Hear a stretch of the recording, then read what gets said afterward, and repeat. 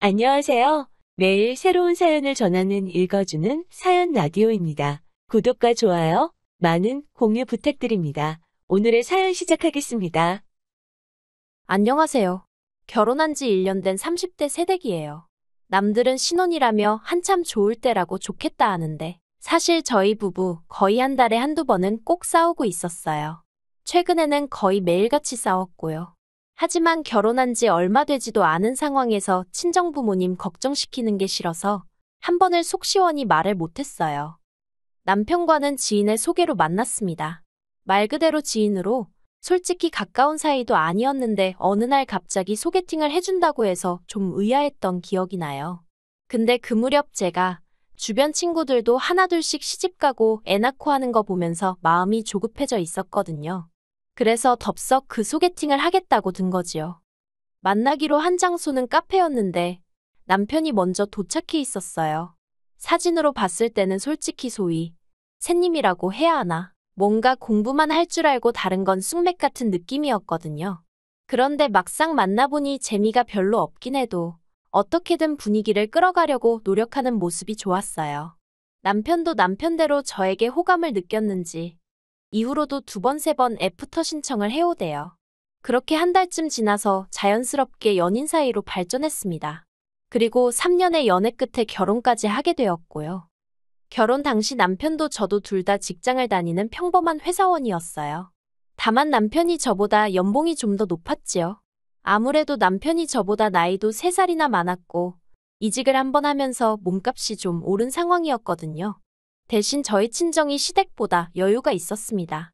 시댁도 어려운 환경은 아니었지만 그래도 경제적으로 저희 집이 좀 더 넉넉한 상황이었어요.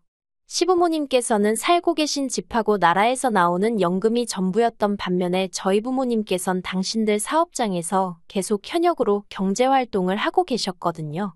그래서 친정에서 1억 5천을 보태주셨어요. 시댁에서는 아무것도 안 해주셨고요. 말이 나와서 말이지만 원래는 친정에서 좀 더 해주고 싶어 하셨는데 제가 만류했습니다. 시부모님이나 남편이나 형편되는 사람이 좀 더 하면 어떠냐는 식으로 나왔는데 그런 태도가 솔직히 거슬렸거든요. 뻔뻔하고 염치가 없게 느껴졌달까요? 이후로 모아둔 돈 5천까지 해서 저는 2억을 해갔고 남편은 자기가 모은 돈 4천 들고 왔어요. 그리고 자기가 타던 차도 혼수라나 어쩐다나 그러면서 들고 왔는데 앞으로 3년은 더 갚아야 하는 대출이 남아있었지요. 그래도 그런 부분을 크게 문제 삼지는 않았습니다. 남편이 먼저 결혼 후에는 경제권을 저에게 넘기겠다 했고 앞서 말씀드린 대로 남편이 저보다 잘 버는 상황이었으니까 이래저래 계산해보면 제가 크게 손해라는 생각은 안 들었거든요. 그런데 결혼하고 2달이 되도록 경제권을 넘기겠다는 남편은 어찌된 일인지 돈에 대한 이야기만 나오면 자리를 피하기 일쑤였습니다. 그래서 참다 못한 제가 도대체 돈 관리를 어떻게 하고 싶은 거냐고 직접적으로 물었어요. 그러자 남편이 한다는 소리가 각자 하자더라고요. 각자라는 말도 도무지 이해가 되질 않았고 동시에 살림이라던가 주로 집안일에 신경 쓰는 사람이 저였거든요. 그렇다 보니 까닥하면 제가 제 돈으로 장 봐서 밥 해먹이고 그러게 생겼더라고요. 그건 말도 안 되잖아요. 그래서 그건 불공평한 것 같다고 하나하나 따져 물었습니다. 그리고 사실 다른 무엇보다도 남편의 말이 결혼 전과 달라졌다는 사실 자체에 기분이 무척 나빴지요. 아무튼 그래도 다행이라고 해야 할지 그때는 남편도 제 말을 듣고는 미안하다면서 저에게 자기 신용카드를 주고는 그걸로 장보고 집안에 필요한 데 있으면 쓰라 하대요. 그런데 아무리 남편이 카드 주인이라지만 정말 마트에서 몇천 원만 긁어도 바로 전화가 오더라고요. 카드를 받고 다음 날이었어요. 퇴근 후 마트에 들려 장을 보다가 고등어가 싸고 싱싱하길래 3마리, 그러니까 한 팩을 샀습니다. 그리고는 남편 카드로 긁었지요. 그런데 정말 결제하고 1분도 안 돼서 남편에게 전화가 걸려왔고 뭘 산 거냐고 묻더라고요. 그리고 그때만 하더라도 저는 남편의 그런 행동에 별다른 생각은 없었어요. 그래서 퇴근길에 마트에서 고등어 샀다고 얼른 가서 해주겠다고 속도 없이 대답을 했지요. 그런데 남편은 고등어를 몇 마리나 산 거냐며 짜증스럽게 물었고 제가 3마리 샀다니까. 사람이 둘인데 뭐 한다고 3마리나 샀냐며 승질을 내는 거예요. 어이가 없긴 했지만 3마리가 한 팩이어서 3마리를 살 수밖에 없었다고 설명을 했어요. 그럼 남편도 적당히 하고 멈춰야 할 거 아니에요. 그런데 기껏 한다는 말이 파는 사람한테 2마리만 사면 안 되냐고 물어보긴 했냐며 따지더라니까요. 그리고 그런 비슷한 일들이 몇 번이고 반복되니까 치사하고 더러워서 카드를 쓰기가 싫더군요. 그래서 남편더러 앞으로 생활비는 현찰로 주라고 했습니다. 당신 얼마, 나 얼마 각자 월급에서 각출해 생활하자고요. 그리고 그렇게 합의를 본 게 고작 50만 원씩이었어요. 그렇지만 사실 아무리 애 없이 2사람이 산다고 해도 100만 원으로 관리비에 공과금 다 내고 살림을 꾸린다는 건 불가능한 일이었습니다. 특히나 돈은 똑같이 내는데 왜인지 주방일은 저만 하고 있더라고요. 그래서 남편더러 당신은 청소와 빨래를 담당하라 했습니다. 그랬더니 돌아오는 남편의 반응은 알겠다면서 대신 자기가 해야 된다고 느낄 때 할 테니까 잔소리를 하지 말라는 거예요. 그래놓고는 청소기는 3, 4일에 한 번, 세탁기는 열흘에 한 번 돌리는 게 아니겠어요? 남편의 그런 꼬라지라고 해야 할지, 심술이라고 해야 할지. 아무튼 제가 직접 겪어보니 그동안 왜 회사에서 일하던 언니들이 맞벌이 하면서 동시에 집안일에 독박 육아에 왜 그렇게 허덕였는지 이해가 가더라니까요. 그리고 저는 언니들처럼 살 수는 없다고 생각했어요. 그래서 남편에게 집안일을 그따위로 할 거면 돈을 더 내라고 했지요. 그러자 남편이 자기는 불편한 게 하나도 없다면서 제가 예민하다는 식으로 몰아가는 거예요. 그래서 저도 주방일을 손에서 놔버렸습니다. 공용생활비로 장은 받아두었지요. 쌀 사다 놓고 반찬 사다 놓고 그리고는 말 그대로 알아서 챙겨 먹던지 말던지 마음대로 하라고 내버려뒀습니다. 식사를 차리게 되더라도 딱 1인분? 제목만 해서 먹었어요. 그리고 그렇게 지낸 지 3주쯤 되던 차에 생각지도 못한 일이 벌어졌습니다. 솔직히 남편이나 저나 둘 다 성인이고 결혼한 상황에서 일어난 일인 만큼 저희 둘이서 해결해야 한다고 생각했어요. 그런데 세상에 남편이 어머님한테 이야기를 했더군요. 그것도 자기가 한 짓거리는 이런 방구도 없이 제가 생활비를 받았으면서 살림엔 손끝 하나 대지 않는다는 식으로요. 그러니 어머님께서 제가 군기가 빠졌다나 어쨌다나 하시며 한달음에 저희 집으로 쫓아오셨습니다. 처음엔 솔직히 연락도 없이 찾아오신 어머님이 황당하고 어이없고 그렇지만 이내 차라리 잘 됐다 싶더라고요. 그래서 저도 어머님을 붙들고 그동안 쌓아뒀던 억울하고 답답한 마음을 속사포처럼 쏟아냈습니다. 그리고 저는 솔직히 어쨌든 어머님이 어른으로서 그리고 같은 여자로서 어느 정도 상황을 정리해 주실 줄 알았어요. 어머님은 평생 전업을 하셨으니 제가 느끼는 서러움도 어느 정도는 공감해 주실 줄 알았고요. 하지만 이게 웬걸요. 어머님께서는 제 이야기를 다 들으시고도 그래도 여자가 살림을 해야 하는 게 맞답니다. 생활비는 옛날에야 남자들이 외벌이를 했으니 그렇지만 요새는 같이 잘 버는데 왜 남편한테만 부담을 주냐 하시면서요. 이중자 때 내로남불이 이런 건가 싶어서 웃기지도 않더라니까요. 결국 저와 남편은 갈등의 골을 좁히지 못했습니다.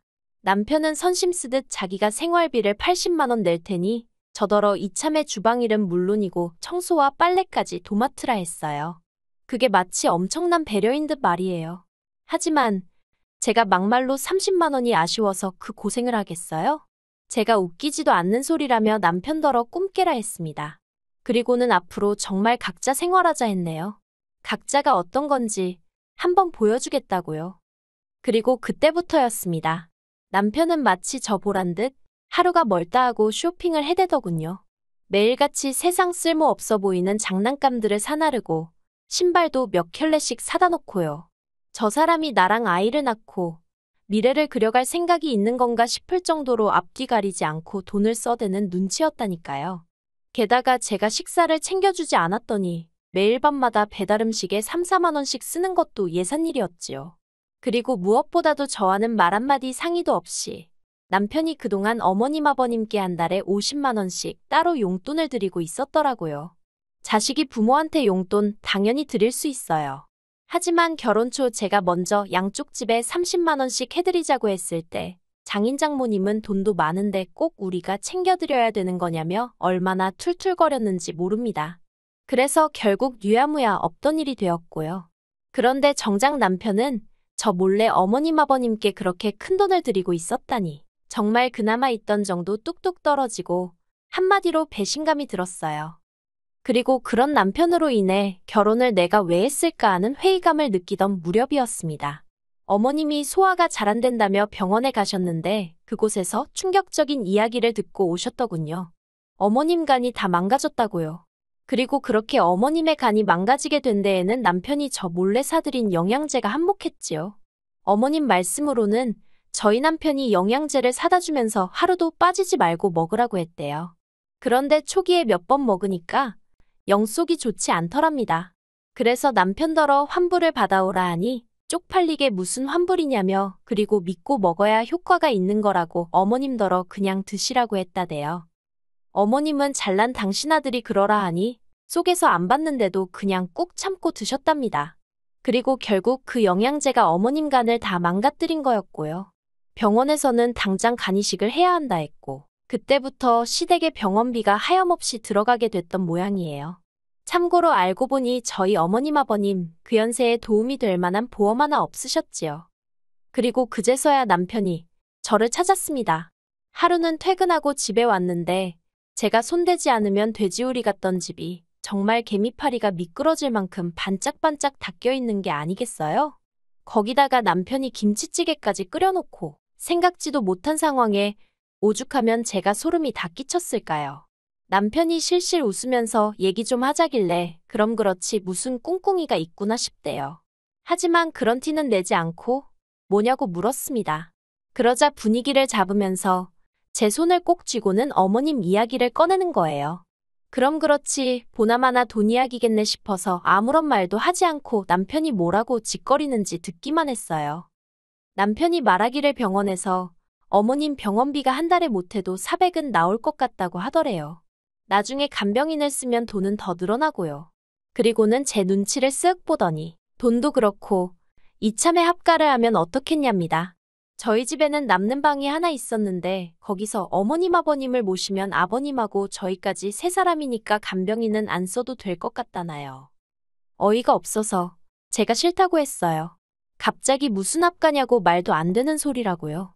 그러자 남편이 자기도 이 집 살 때 4천만 원 보태지 않았냐면서 자기도 권리가 있답니다.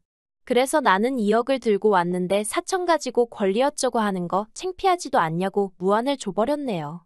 원래 돈 갖고 생색 내는 거 아니라고 친정 부모님께 귀에 딱지가 않도록 들어왔던지라 남편이 생활비 가지고 사람한테 창피를 주고 불쾌하게 만들 때도 내가 결혼할 때 얼마를 해왔네 그런 소리는 안 했었거든요. 그런데 남편이 너무 뻔뻔하니까 이런 사람한테는 직접적으로 알려주는 수밖에 없다 싶대요. 그래서 그냥 내질러버린 거지요.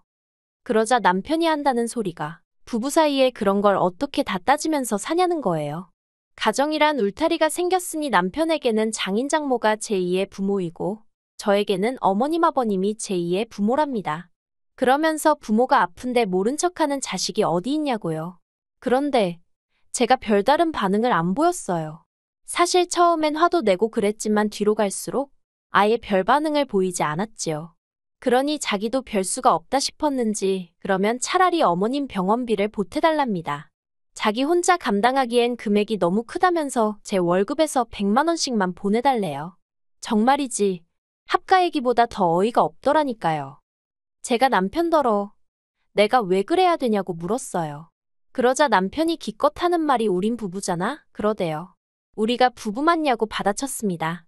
와이프가 쓰는 돈이라면 10원짜리 하나에도 부들부들 떨던 사람 아니냐고. 그런데 이제 와서 부부 어쩌고 운운하는 거 창피하지도 않냐고요. 부부라는 게 원래 서로 힘든 시절도 같이 이겨내고 좋은 추억도 만들고 하면서 그 힘으로 같이 살아가야 하는데 당신과 내가 그런 기억이 있냐? 나는 당신 때문에 속상하고 힘들고 서운했던 기억밖에 없다. 정말 그간 가슴에 맺혀있던 말들을 아주 따발총처럼 쏘아댔어요. 그리고는 이제 와서 행여나 나한테 안 해노릇 며느리 도리 같은 건 바라지도 말라고 못을 박아버렸지요. 그랬더니 남편이 한숨을 푹푹 내쉬더니 그러면 뭐 방법이 없답니다. 그리고는 급기야 이혼 이야기를 꺼내더라고요. 어이가 없어서 남편을 빤히 쳐다봤어요. 그동안 제가 남편의 거지 같은 행동을 버텼던 이유는 딱 한 가지. 친정 부모님께 결혼한 지 1년도 안 돼서 이혼하는 그런 모습은 보여드리고 싶지 않아서였거든요. 남편이란 작자도 그 사실을 잘 알고 있었지요. 그러니 이혼이란 카드를 꺼내서 저를 압박하려 했던 거예요. 내가 결혼한 사람이 저렇게 비열한 사람이었나 하는 생각에 자괴감도 들었고 정말 화가 나대요. 그래서 마지막이란 심정으로 진심이냐 물었습니다. 그랬더니 진심이라면서 이혼하고 이 집도 팔아서 자기가 가져왔던 4천만 원 돌려달래요. 그걸로 어머님 아버님 병원비나 해야겠다면서. 그리고는 주변 사람들은 며느리인 제가 시부모님 병원비 보태드리기 싫어서 이혼한 여자라고 생각할 거라며 직장 생활은 가능하겠냐고 빈정거리는데 정말 손발이 부들부들 떨리더라니까요. 결국 저는 친정부모님께 사실 그대로 있는 그대로 모든 것을 털어놓았습니다. 친정부모님이 실망하실까봐 이혼만큼은 어떻게든 피해보려고 했는데 너무 괴롭고 힘들어서 그동안 남편이 저를 힘들게 했던 사소한 일들까지도 전부 다 말씀드렸어요. 사실 그동안 제 얼굴에 침 뱉기 같아서 그 누구에게도 속 시원히 제 이야기를 하지 못했거든요. 그래서인지 이야기하는 내내 눈물이 계속 흐르더라고요. 그리고 그런 제 모습을 본 친정부모님께선 바보같이 그걸 왜 참고 살았냐며 당장에 헤어지라 하셨습니다. 부모에겐 자식의 행복이 1순위라며 체면이고 사람들이 쑥덕거리고 그런 건 신경 쓰지 마라고 말씀해 주셨지요.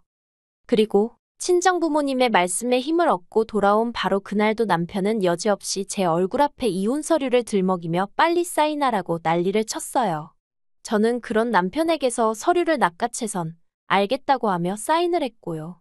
그러자 남편의 표정이 가관이었습니다. 한마디로 아차 이게 아닌데 하는 표정이었거든요. 이후로 자기 딴에는 아무렇지 않은 척이라도 하려던 건지 저더러 확실하냐 후회 없냐 낙장불입이다 어쩌다 해대는데 너무 짜증나서 왜 이렇게 말이 많냐고 하기로 했으면 하는 거라고 내일 당장 접수하라고 소리를 지르곤 저 먼저 방으로 들어가 버렸네요. 그런데 이후로 일주일이 지나도 남편은 서류를 접수하지 않았고 더 정확히 말하자면 이혼의 이응자도 말을 안 하더라고요. 오직 제 눈치를 살피기에 급급했지요. 결국 안 되겠다 싶어서 제가 먼저 집을 부동산에 내놓고 남편에게 알렸습니다. 이때 정말이지 집이 제 명의라서 얼마나 다행이다 싶던지요. 여담이지만 결혼식을 앞두고 부부라는 이유로 공동명의를 집요하게 요구하던 남편이었습니다. 듣다 못한 제가 양심 좀 챙기라고 한마디 했었고요. 아무튼 그렇게 집까지 내놨고 남편에게는 빨리 이혼 수속을 밟자고 했어요. 그리고 그제서야 남편이 생각이 바뀌었답니다. 이혼을 안 하겠다는 거예요. 이후로 남편과 말을 섞으면 섞을수록 어린애하고 싸우는 기분이었다고 해야 할까요?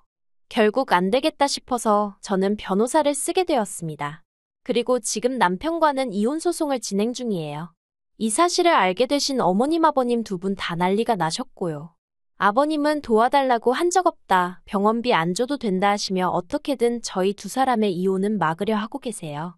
하지만 어머님은 저더러 세상의 시엠이 아픈데 이혼하자고 드는 며느리가 어딨냐면서 제가 당신 아들 인생 망쳐놨다고 나오지도 않는 눈물 쥐어짜내시며 제 탓을 하기에 바쁘시지요. 그리고 그런 어머님의 모습을 보고 있으니 정말 이혼해야겠다는 생각밖에 안 든답니다. 정말이지 할 수만 있다면 최선을 다해서 남편의 인생을 망쳐놔야겠다는 오기가 드는 지경이에요.